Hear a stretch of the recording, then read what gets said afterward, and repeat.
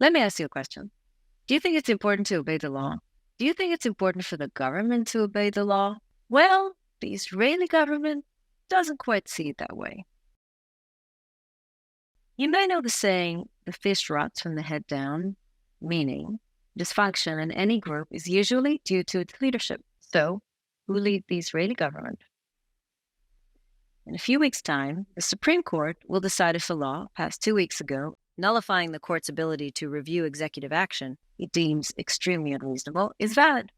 This law passed with only coalition, i.e. government votes, because the opposition voted with its feet.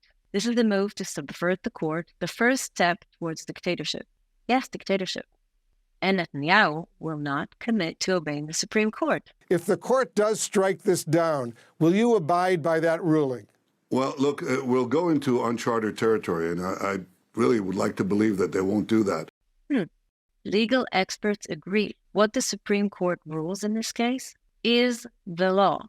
He's in a media blitz abroad because in Israel, the press knows he's lying.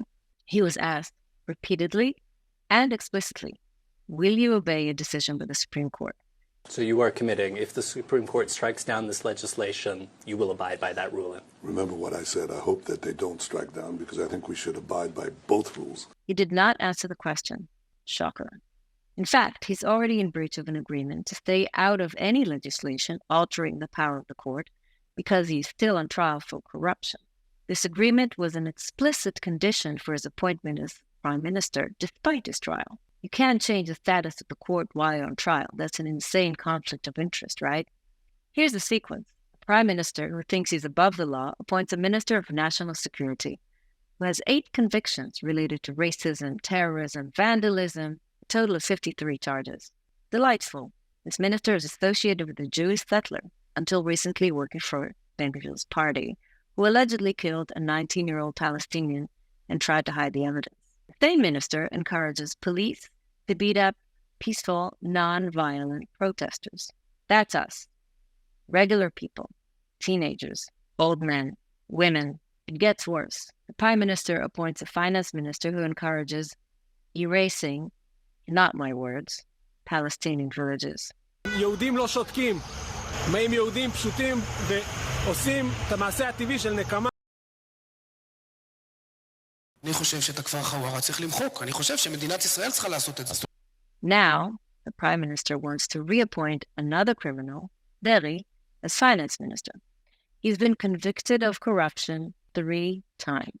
Would you let someone convicted of corruption be your finance minister? Wait, there's more. How can there be more? To top it all off, Netanyahu wants to stay above the law and be prime minister forever by passing a personal law that enables him to stay in power irrespective of the results of his pending corruption trial. Nobody is above the law, and people who behave this way are either criminals or dictators or both. They're not legitimate. Don't believe them.